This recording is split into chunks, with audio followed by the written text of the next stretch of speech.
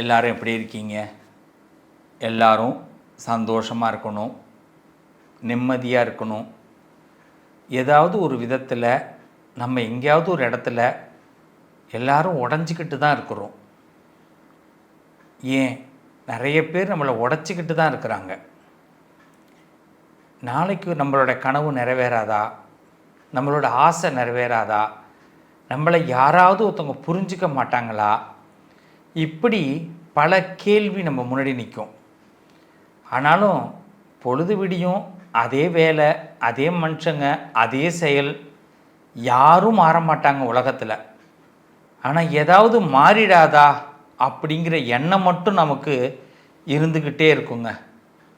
அந்த எண்ணத்தோடைய வாழ்க்கையும் கடந்து போகுது. வருஷம் போகுது, நாள் போகுது, வயசு போகுது. என்ன சார் நான் இது வரைக்கும் ஜெயிச்சிருக்கேன்னு திரும்பி பார்த்தா ஜெயிச்சது ரொம்ப கம்மி, ஒன்றுமே இல்லை, தோக்காமல் போயிட்டுருக்கேன் சார் அப்படிங்கிற அளவுக்கு தான் இருக்குது. சரி, சில பேர் ஏதோ சம்பாரித்து ஒரு அளவுக்கு செட்டில்மெண்ட் ஆகிடுறோம், லைஃபுக்குள்ளே வந்துடுறோம். ஆனால் அவங்கக்கிட்டையும் போய் நம்ம கதை கேட்டோம்னா, நிம்மதி இருக்கா சார், விட்டாங்க சார், தயவுசெய்து சொல்கிறேன் சார், கையெடுத்து கும்பிட்றேன், என்னை பற்றி கேட்காதீங்க சார் அப்படின்னு சொல்கிறவங்க இருக்கிறாங்க. அவ்வளோ கையெடுத்து கும்பிட்றவங்க இருக்காங்க. பிள்ளைங்களை பற்றி பேசாதீங்க, குடும்பத்தை பற்றி பேசாதீங்க. ஏன்னா எல்லா விதத்துலேயும் ஏமாற்றப்பட்டிருக்கிறாங்க, பழி வாங்கப்பட்டிருக்கிறாங்க, அர்த்தம் இல்லாமல் வாழ்ந்துருக்கிறாங்க, வாழ்ந்துக்கிட்டு இருக்கிறாங்க. எத்தனை உறவுகள் இதுக்குள்ளே இருக்கீங்க, கொஞ்சம் யோசனை பண்ணி சொல்லுங்கள். நீங்களும் இதுக்குள்ளே இருக்கீங்களா இல்லையா? அர்த்தத்தோடு வாழ்ந்துக்கிட்டு இருக்கீங்களா? அர்த்தத்தோடு செலவு பண்ணிக்கிட்டு இருக்கீங்களா? ₹1 உங்கள்கிட்ட பணம் இல்லாமல் போனால் உங்கள் உறவு உங்களை மதிக்குமா? உங்கள் குடும்பம் உங்களை மதிக்குமா? என்னைக்காவது இதை நீங்கள் யோசனை பண்ணி பார்த்துருக்கீங்களா? ஒரு நிமிடம் உங்களுடைய நிமிடமாக இருந்திருக்கா? யோசிக்கணும்ல. இதை யோசிக்க வைக்கிற பதிவு தான் இந்த பதிவு. ஒவ்வொரு மனுஷனுக்குள்ள உள்ள 1000 விஷயங்கள் இருக்குது, வெளியில் 1000 விஷயங்கள் இருக்குது. அதில் ஒரு 6 விஷயத்தை தான் இப்போ நம்ம எடுத்துக்க போகிறோம். வாங்க ஒன்றையும் பார்ப்போம். நம்மளால் முடிஞ்ச தீர்வுகளை, சில விஷயங்களுக்கு விடை கண்டுபிடிக்க முயற்சி பண்ணுவோம். வாழ்க்கை மாறுங்க, நம்புங்க. எப்படி வாழணுங்கிறத நான் லாஸ்ட்டை கண்டிப்பாக சொல்கிறேன். அதை மட்டும் தயவு செய்து நீங்கள் அதை கேட்டுட்டு கீப் இட் பண்ணுங்கள், முயற்சி பண்ணி பாருங்கள். நிச்சயமாக தோற்று போக மாட்டீங்க. நான் இருக்கிறேன், நல்லது நடக்கும், நம்புங்க, நல்லது நடக்கும். உறவுகள் மூலமாக ரொம்ப கஷ்டத்தை அனுபவிக்கக்கூடியவர்கள் சிம்மராசிக்காரர்கள்.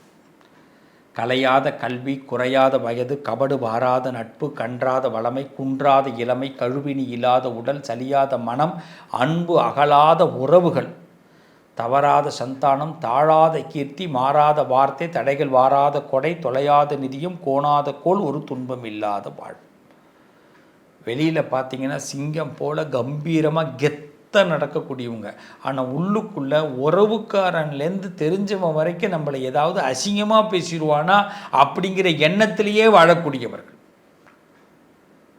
அதே மாதிரி தற்பெருமை, பாராட்டு, இதையெல்லாம் ரொம்ப விரும்பக்கூடியவர்கள் தான் சிம்மராசிக்காரங்க. யாராவது நல்லா பேசினானா பிடிக்கும், நான் இல்லைன்னா சொல்லலை, பாராட்டினானா பிடிக்கும். ஆனால் உள்ளுக்குள்ளே கரெக்டாக தெரியும் இந்த போலியாக தான் நம்மளை பாராட்டுறான் அப்படின்னு. அதை நினச்சி ரொம்ப வெக்கி ரொம்ப வருத்தப்படக்கூடியவர்களும் சிம்மராசிக்காரர்கள். இன்னும் சொல்லப்போனால் வெளியில் நல்ல வாரி வழங்கணும்னு ஆசை இருக்கும். ஆனால் வாங்கிட்டு போகிற எல்லாம் பார்த்திங்கன்னா ஏமாத்துக்கார பையெல்லாம் வாங்கிட்டு போவோம். நம்ம பாவம் கஷ்டப்படுறவங்களுக்கு உதவி பண்ணலாமே நினச்சோம்னா அதை தெரிஞ்சுக்கிட்டு நல்ல இஷ்டப்பட்டவன் கிட்ட கஷ்டப்படுற மாதிரி காட்டிப்பான். அவனுக்கு நமக்கு தெரிஞ்சே உதவி பண்ணுற மாதிரி இருக்கும். எப்படிப்பட்ட குடும்ப சாரணா நான் இது. சிம்மராசினா இதுதான். எப்போதும் பார்த்திங்கன்னா ஒரு ராஜாவை போல் காட்டிக்கிட்டே இருக்க வேண்டிய கட்டாயம் ஏற்படும் சிம்மராசிக்கு. ஆனால் உள்ளுக்குள்ளே பார்த்திங்கன்னா ராஜாவுக்கு இருக்கிற பிரச்சனை மட்டும்தான் உள்ளுக்குள்ளே இருக்கும். எந்த நாட்டுக்காரன் எப்போ படையெடுப்பான், எப்போ நம்மளை தோக்கடிப்பான், எப்போ நம்மளை போட்டு தள்ளுவான் அப்படின்னு. ஆனால் வாழ்க்கை ராஜா மாதிரி இருக்காது. பணம் இருக்கும், காசு இருக்கும், நம்பிக்கை இருக்கும், எல்லாம் இருக்கும். ஆனால் பிரச்சனையோட படுத்திருக்க மாதிரியே இருக்கும். ராஜானா என்ன, ராணியோட தானே சந்தோஷமாக இருக்கணும். ராணினா என்ன, ராஜாவோட தானே சந்தோஷமாக இருக்கணும். ஆனால் சிம்மராசிக்கு இந்த ராஜா ராணி யோகமே கிடையாது. பல வீடுகளில் பார்த்திங்கன்னா படுக்கை அறை கூட 2 அறையாக இருக்கும், படுக்கை கூட 2ஆக இருக்கும். இது உண்மை. இது நிறைய பேர் வீட்டில் சீக்கிரட்டு வெளியில் சொல்ல மாட்டாங்க. ஆனால் எதையுமே பார்த்திங்கன்னா சிம்மராசிக்காரவங்க ரொம்ப தைரியமாக எதையும் சவாலாக எதிர்கொள்ளக்கூடியவர்கள் தான் வெளியில். ஆனால் உள்ளுக்குள்ளே பார்த்திங்கன்னா தோத்துறக்கூடாதுங்கிற பயம் இருந்துக்கிட்டே இருக்கும்.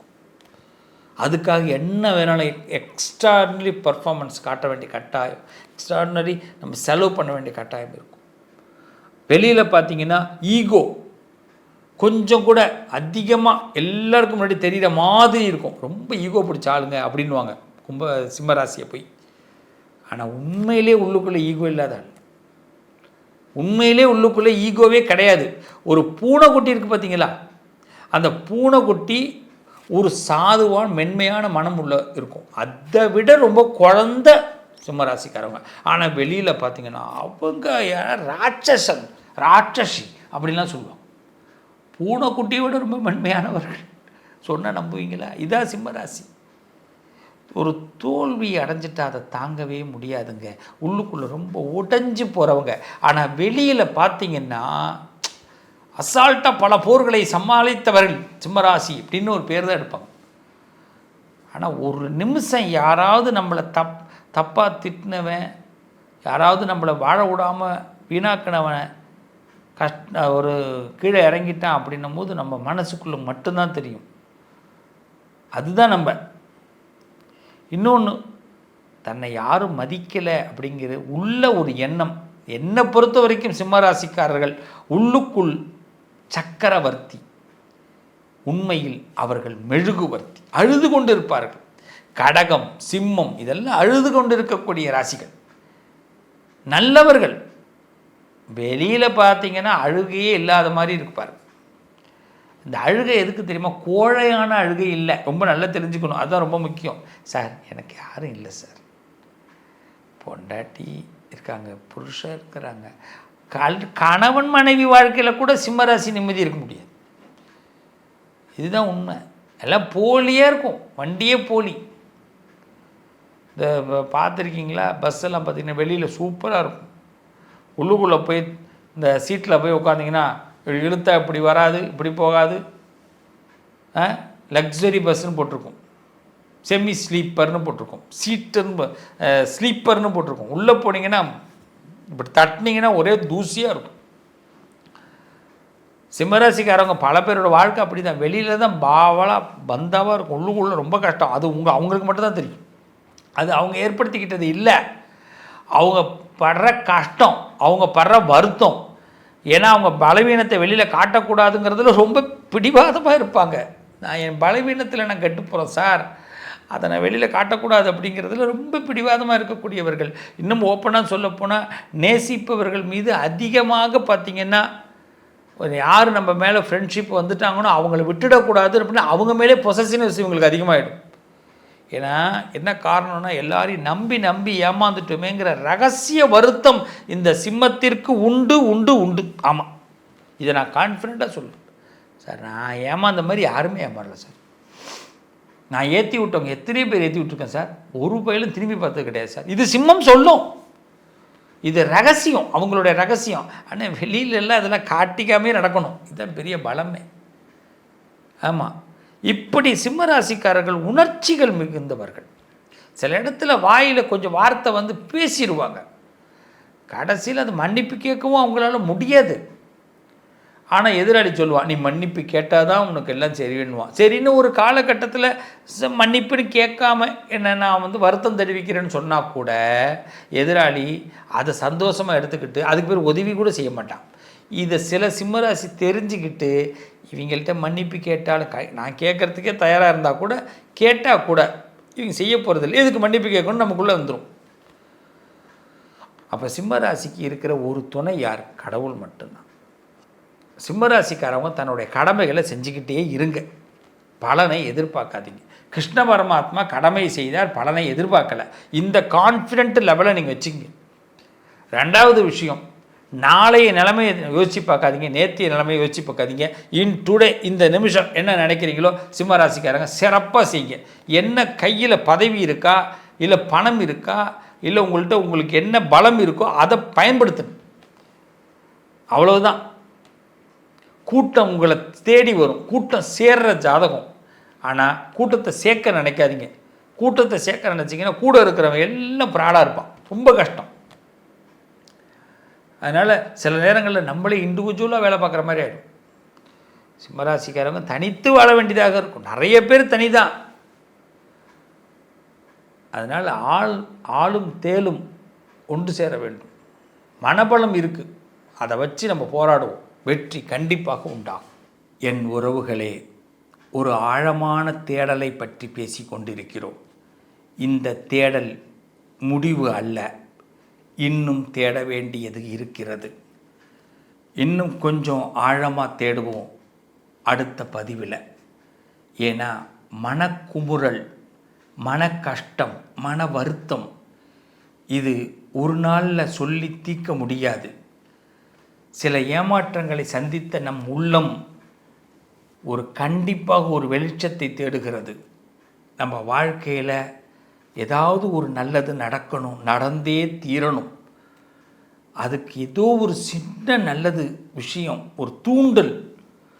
ஒரு விளக்கு எரியணும்னா அதுக்கு ஒரு தூண்டல் இருக்கணும்னு சொல்லுவாங்க. அந்த தூண்டலாக நான் இருப்பேன். தூண்டலாக சில நல்ல செய்திகளோடு அடுத்த தேடல் பகுதியில் உங்களை நான் முழுமைப்படுத்துகிறேன். மீண்டும் உங்களை கண்டிப்பாக அடுத்த தேடல் பகுதியில் சந்திக்கிறேன். வெயிட் பண்ணுங்க, தொடருங்க, நல்லது நடக்கும். மீண்டும் உங்களை அடுத்த தேடலோடு உங்களுக்கு ஒரு வழிகாட்டியாக நான் சந்திக்கிறேன். நல்லது நடக்கும். உங்கள் அதிர்ஷ்டத்திற்கான தீர்வு: கல்வி, பதவி, யோகம், தொழில் வளர்ச்சி பெருக, ஜாதகம், வாஸ்து, திருமண பொருத்தம் பார்க்கவும், பிரசன்னம் கேட்கவும். Positive lion doctor Sivasri Manikanda சிவம்.